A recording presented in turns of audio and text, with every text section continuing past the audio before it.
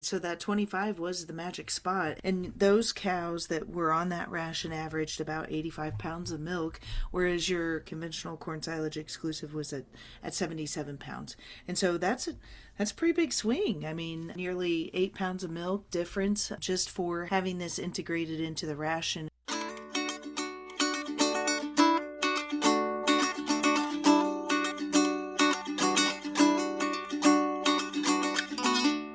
Welcome back, everyone, to the Dairy Science Digest. This is a podcast designed to bring the Journal of Dairy Science straight to the ears of dairy producers. I'm Reagan Blewell from the University of Missouri Dairy Team, and today's guest is Juan Pineiro, an associate professor and extension dairy specialist for Texas A&M AgriLife Research Extension Center in Amarillo. That's definitely an area in need of a forage that will perform in a water-scarce environment. So, he and a comprehensive team from several states investigated the more drought-tolerant male sterile sorghum plant to best understand how targeted plant breeding has helped evolve this forage to better serve the needs of our dairy producers. So, their results have been summarized in the feature article this month, Effect of Partially Replacing Corn Silage with Brown Midrib male sterile sorghum silage on intake, digestibility, and milk production in lactating dairy cows. And while we absolutely will talk about this published article that I just introduced, he's also worked closely with the processing industry. So the little bit of a spoiler alert, if some of you guys have thought about sorghum and you really don't like sorghum, so you're thinking about turning this off, stay with me, because we will also have a bit of a discussion about the remarkable improvements that we've been seeing with starch availability or digestibility after it's been processed. So please listen up. We've got a lot to learn about sorghum and how it might help serve our industry. But before we do anything, Dr. Pineiro, could you please introduce yourself to our audience? Yeah, well, first of all, thank you so much for the invite, Reagan. And my name is Juan Pineiro. I'm an associate professor and extension dairy specialist for Texas A&M University in the Department of Animal Science. And I'm in Amarillo, Texas, in the Panhandle. And as you were saying, here is very important that we look at water use efficiency because we are having a decline of mainly the Ogallala aquifer, that is the one that we use here.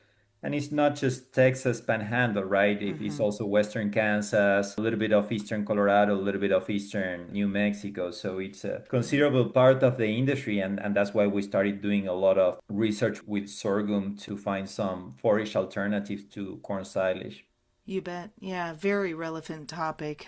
There's a lot of dairy cows that live in drought type stricken areas, and so I think this is good because you got to have forage if you're going to be milking cows. So, I think before we go very far, the title talks about male sterile sorghum. What does male sterile sorghum mean?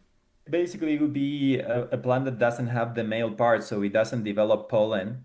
And because it doesn't develop pollen, it will not develop grain. The reason for that, when we started doing research with sorghum, the first study was in 2021. Mm-hmm. And back then, we didn't have a processing technologies to break the berries. So we were trying to increase digestibility only by looking at hybrids that will have a higher berry size, but Mm-hmm. using typical kernel processors designed to break corn. So we failed basically. We were Mm-hmm. not able to increase the starch digestibility just by increasing the grain size of sorghum. That was 2021. So in 2022, we say if we cannot get much starch from the grain because we cannot break it, let's look at male sterile sorghum. And we look a little bit about the research that Thomas Kilser did in New York. Mm-hmm. And he was working with male sterile BMR sorghum. So we tried to replicate that research here in Texas. Good. The advantage that we saw is that because it doesn't have grain, we did not have to try to harvest The at proper. soft dose stage that Yeah. sometimes it's a very small window. Mm-hmm. And we really needed to aim for that late soft dose stage just because we couldn't break the grain. So we Mm-hmm. really were trying to compensate earlier harvesting to have more humidity to try to compensate for poor processing of that grain and have decent starch digestibility. So the male sterile sorghum solved that issue. The other Mm-hmm. advantage that it had is that since it doesn't have pollen and develop grain, it has very high sugars because the plant Yeah, is not translocating the sugars that it produces up to the head. up to the head Mm-hmm. to produce a starch. So it ferments pretty well. I actually was surprised to see some sorghum silage that will ferment to a pH of 3.8. It was, Wow. and when we were harvesting, we were getting, prior to ensiling and having the fermentation, we were having 20% water soluble carbohydrates, which Carbohydrates. is pretty high. Yes, and the rumen microorganisms just love that, right? And so Mhm. this variety was a dwarf or brachytic variety. That means it's shortened, and you said brown midrib or BMR, and so that's going to be that more digestible forage, just for some terminology, guys. And so let's talk chop a little bit of this headless variety. Tell me about, for this research project, the harvest window or how you chose to chop this so that you could integrate it into your research rations. Yeah, so in terms of harvesting management, basically, well, number one is you want to get some of the advantage of that sugar accumulation. And we see that sugar accumulation in the plant starting to increase from boot stage. So what we try to aim is at least waiting 6 weeks after boot stage, basically, Mm-hmm. for chopping. Very good. One of the challenges that we have with any male sterile is that also because it doesn't develop a grain, is that the moisture is quite high, Mm-hmm. which you can see in table one from our study. Mm-hmm. The dry matter is a little bit shy of 28%. Right. So it is pretty significant moisture. So at that point, something that you increase is the leachate production risk. So typically, dairy farmers that are using it, roughly a quarter million cows are represented based on this technology Mm. adoption in the Mm-hmm. US.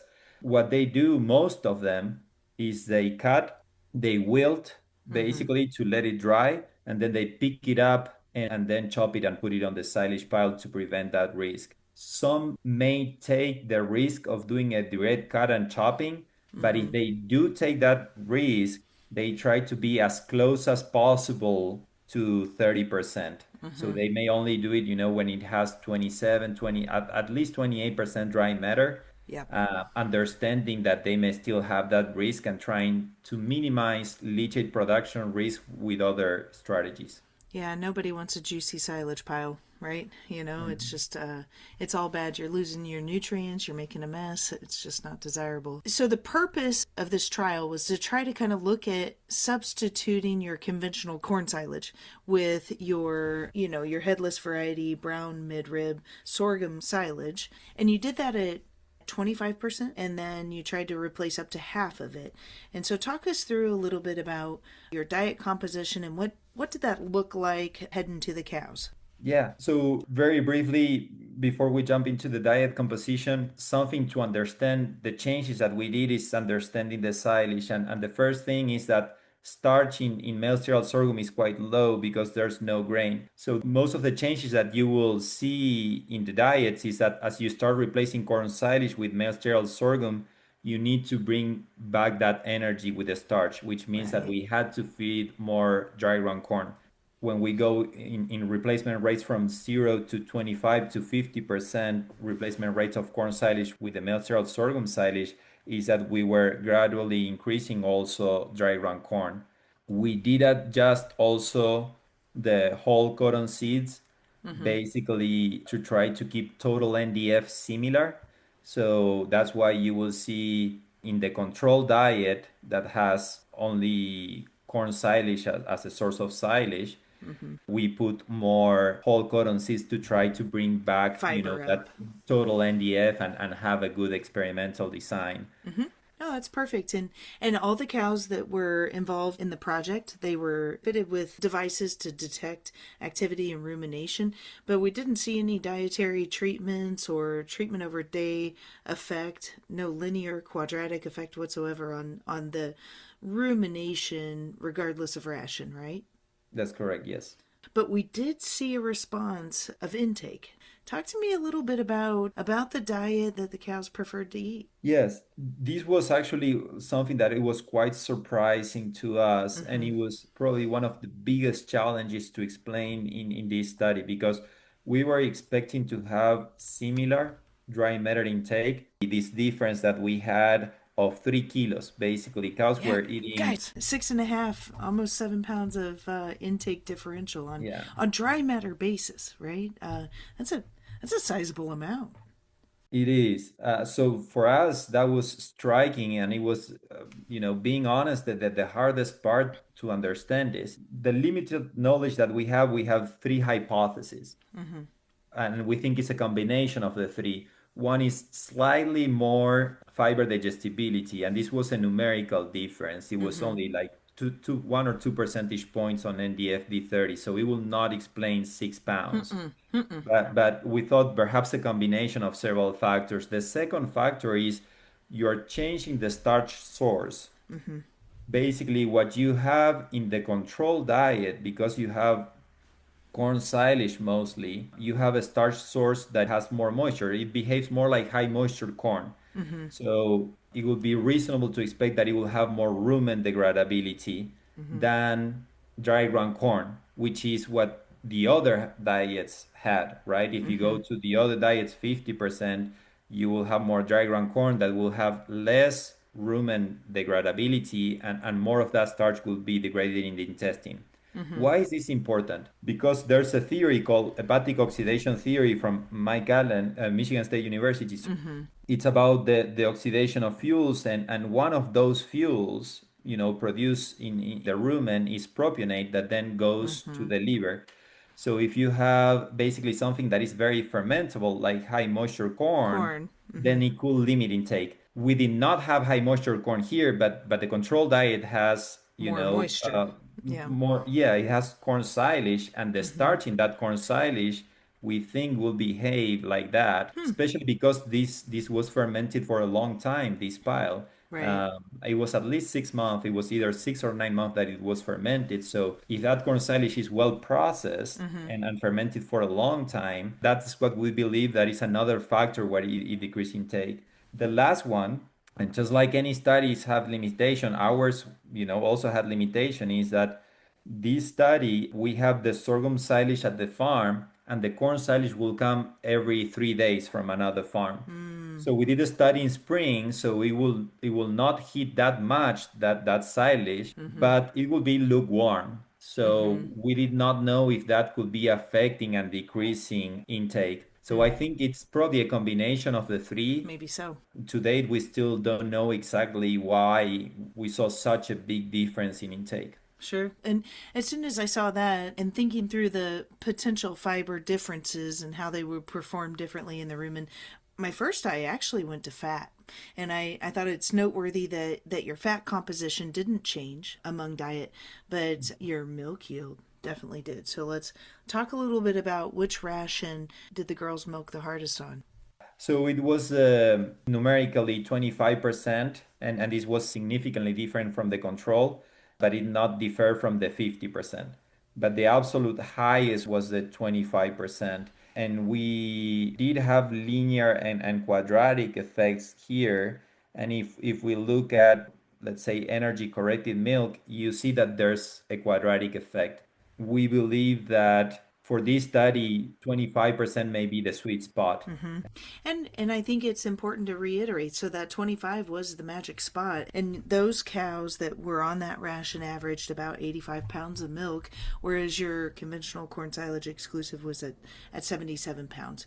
And so that's a pretty big swing. I mean, nearly 8 pounds of milk difference just for having this integrated into the ration. And as I'm thinking about this and how I might consult a dairyman, 8 pounds of milk would justify having a lined up ag bag of this forage variety to integrate into your TMR mix, right? It hedges your opportunity to perhaps have a safety net in the event that your corn silage fails.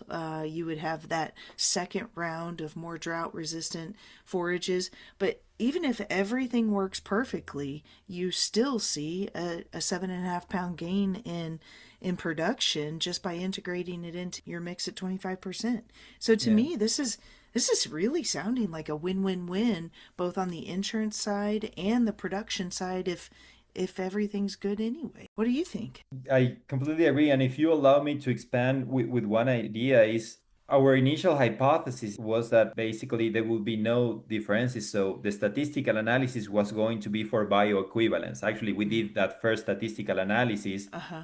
Of course, they were not bioequivalent, No. and we changed the statistical analysis to do the traditional statistical analysis because they were significantly different.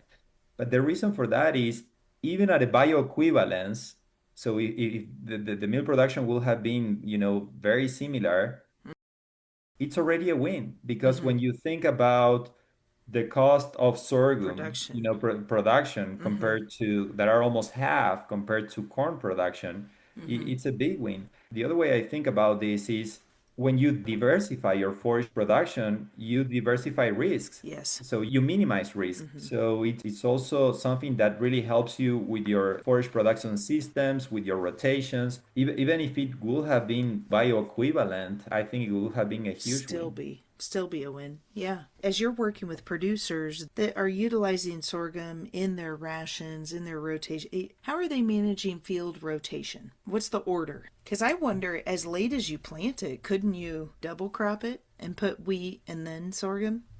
Like a rye, even an early rye? Yeah, exactly. Yeah. Yes, the short answer is yes, Uh-huh. but especially if you have early maturing hybrids for sorghum or Uh-huh. early maturing varieties for, wheat, triticale, or rye, Mm-hmm. whatever winter crop you're using. Of course, if you go to late maturing Mm-hmm. hybrids Complicates in everything. sorghum, then it becomes more difficult. But Yeah. yes, Cool. absolutely. And the other thing, if in terms of the three principles that I mentioned earlier today, Mm-hmm. the first one, which is grain humidity, and for that you need a timely harvest, that as I mentioned is late soft dough or early hard dough, is determined by your hybrid selection. Because Mm-hmm. if you do choose a late maturing sorghum hybrid, what we see here very often is that most times they cannot put significantly amount of starch and grain yield.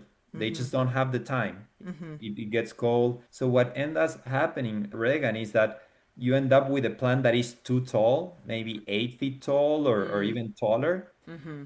That plant has small head, so maybe the head weight is only accounts for 10% or less of the I plant, see. Right. and it has so much humidity that they need to wait longer Mm. to wait until it dries down.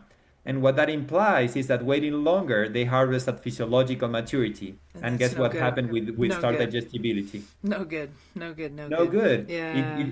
It gets so dry, the grain, and so vitreous that even if you use this processing technology, your starch digestibility will crash. So it starts with hybrid selection. The Yes. principles still remain. It's if your audience has to remember three things is grain humidity, breaking the berries, and ensiling duration.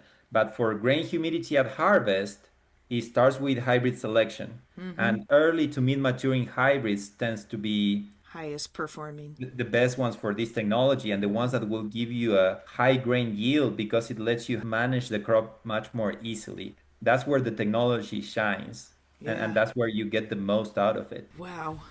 Well, the vast majority of what we were just talking about was focused around the male sterile sorghum plant.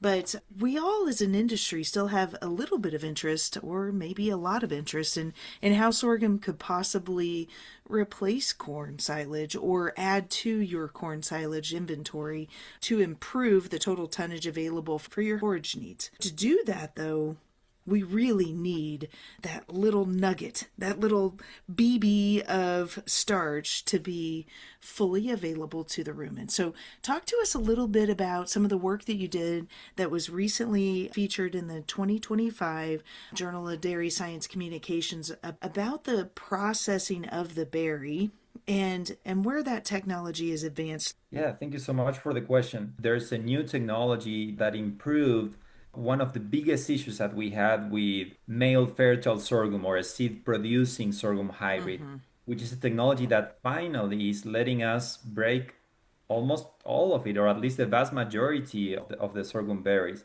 So very briefly, it's called Duracat kernel processors. It's from Shearer Company, but basically they developed in 2023, and this is the study from that technology. And Hmm. we were able to increase rumen starch degradability from 0 days to 90 days after ensiling duration, from roughly 40% or so to 66%. Well, let's pause for just a second. So you were planting the male fertile variety. So this, guys, this one has the head on it, and you were looking at the difference between what we would commonly refer to as earlage, where you were just taking the top head of the sorghum plant 4 foot from the ground. You'd blop off and process that, or you would process it at about 8 inches above the ground. And so that's going to be your more conventional whole plant forage there. But both of these were then processed through this new berry processing technology, and really you were seeing some amazing percentages of damaged berries, right? You want, guys, you want those berries to be demolished. You want to be able to not see any berry, because that unlocks the starch for those rumen microorganisms. Talk us through why that matters. Yeah, absolutely. So, the most important thing for your audience to understand is the principles that they need to know for starch degradability. And the three biggest ones that will determine your starch degradability is how much moisture you have in that grain, that is associated with when you harvest. So you have more moisture at soft dough, Mm-hmm. a little bit less moisture at hard dough. And then at physiological maturity, that grain starts dropping in moisture, from 30% and then going lower to the Mm-hmm. 20s or even to the high teens. And that's the principle number one. As you lose moisture, digestibility goes down, and that grain structure is also changing. The starch changes and basically becomes more vitreous. And because of that reason, digestibility goes down. So that's principle number one. And what we're recommending is harvest at late soft dough or early hard dough stage. At physiological maturity, again, is too late. The grain is Just just done. too dry, the starch too vitreous.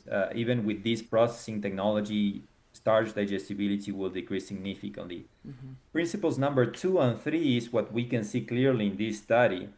That is why it matters to break the grain Mm-hmm. and then having it on the pile for considerable time. And they go hand in hand. Because when you do not break the grain, several things happens. But the first one is that you don't get the benefit of an extending ensiling duration. Why? Because the bacteria cannot access Mm-hmm. the grain in the starch, the bacteria in the silage pile, to make that starch more available, Mm-hmm. basically, by degrading the protein, the prolamines, proteins, and making the starch more available. The other reason is, of course, when you break more a grain, the surface for the bacteria in the rumen to attack that grain increases. Mm-hmm. That's another principle. And that can be clearly seen in this graphic. When you don't break the grain, it doesn't matter if you ensile for 3 months, that bacteria in the silo cannot access starch and the prolamine to break that prolamine and make the starch more available. Mm-hmm. So that's why you see this significant interaction that when you do break the grain and ensile for 3 months, that's when Boom. we achieve the highest starch digestibility in the There it's study. available, and guys, it's 67%. I mean, it's getting up there. And of course, just like the other article, we will have a link to this article available to you there at the bottom of the show notes. So this one's got a graphical abstract. Take a moment, take a pause to pull up that first page of the second article to really see how when those berries are ruptured after ensiling, you're going to see a dramatic improvement in starch availability in those seed producing varieties.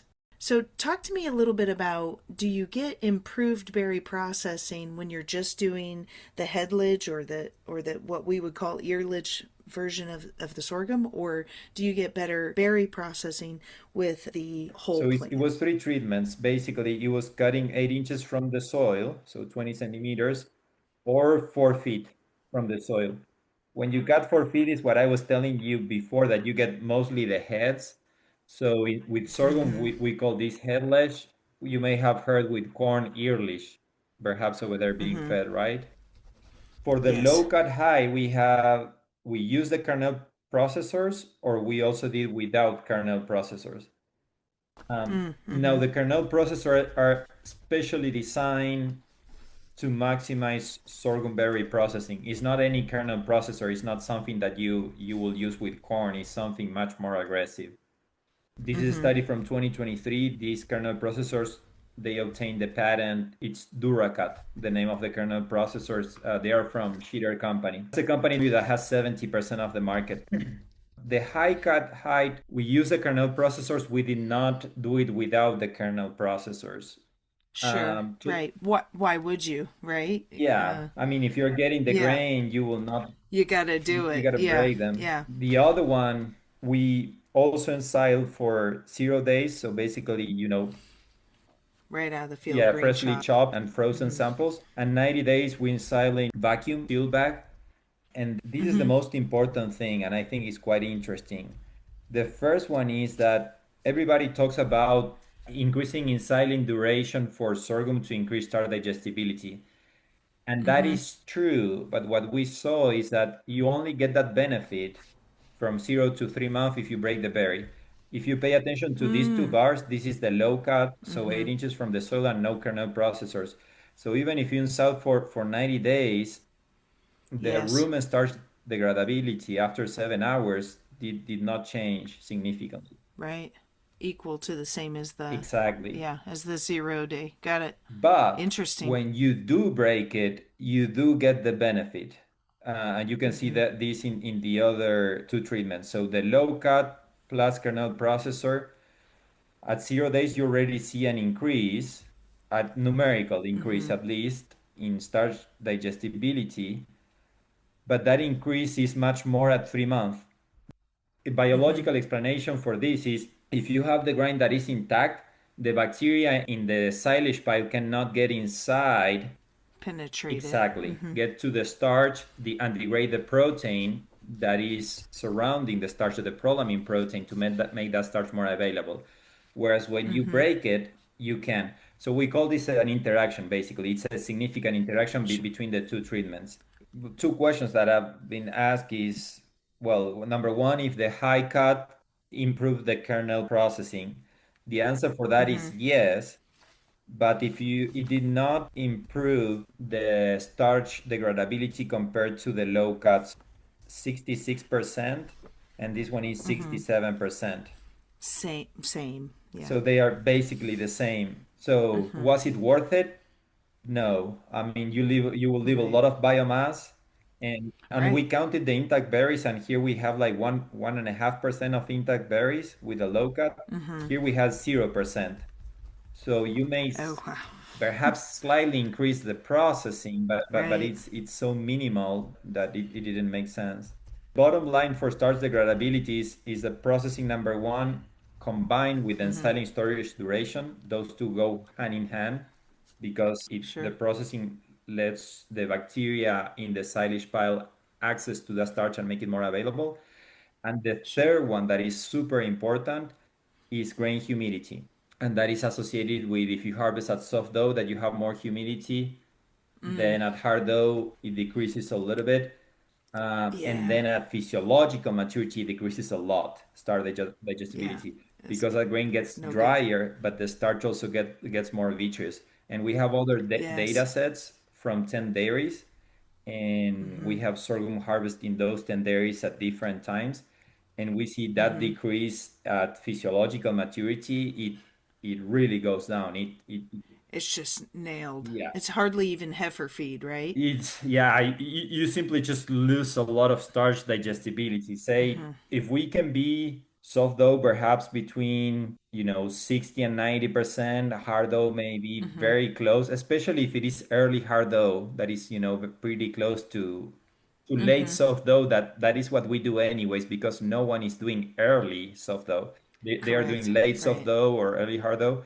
So early hard dough decreases a little bit, maybe 10 percentage points or so. So if the range for soft dough is 60 to 90, for hard dough it may be 50 to 80. But when you go to physiological maturity, it may go from 10 to 40. It Right. really decreases a lot.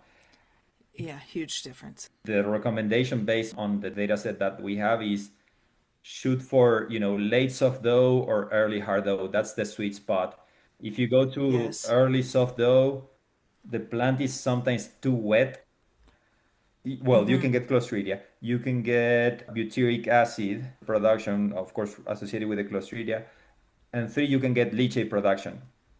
And then Yeah. number four, the other reason for not doing it is you lose yield because you will get more yield at late soft dough or early hard dough than what you will get at early soft dough. So for more yield, both total yield and also more starch concentration, is better to go at late soft dough or early hard dough. Before this technology, we always recommended more towards soft dough. Why? Because we couldn't break the grain. So we tried to compensate with Right. more humidity. But now with this technology that it can break more berries, it allows you to go more to hard dough stage. Basically, this is the first study that we have with this technology. Then we did another one that we're gonna publish soon, but basically we did 0, 3, 6, and 9 months of ensiling time, and we had two hybrids, one with big berry size and another one with small. That one is not published yet, but what is interesting is that where we are finding is if you harvest at the right timing, late soft dough or early hard dough, do a good job at processing. That means you almost do not find any intact berries. You should not be able to find them at least easily. And then you combine that with a significant ensiling storage duration. In the last study that we will publish soon, we were in the 80s of in situ starch degradability at 7 hours. So we're getting very close to levels of corn silage, Yeah. which The it same. was Yeah. for us, it was something that, even in the most optimistic scenarios, we were not thinking that we will get at the same levels.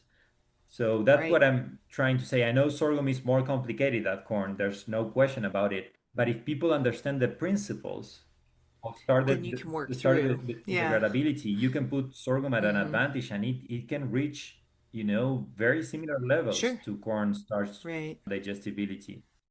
Uh, And still get that total tonnage yeah. in the bunk on challenging growing conditions. Mhm. Yeah. Yeah. It's good. And so what's the cost? What's the cost of this processor?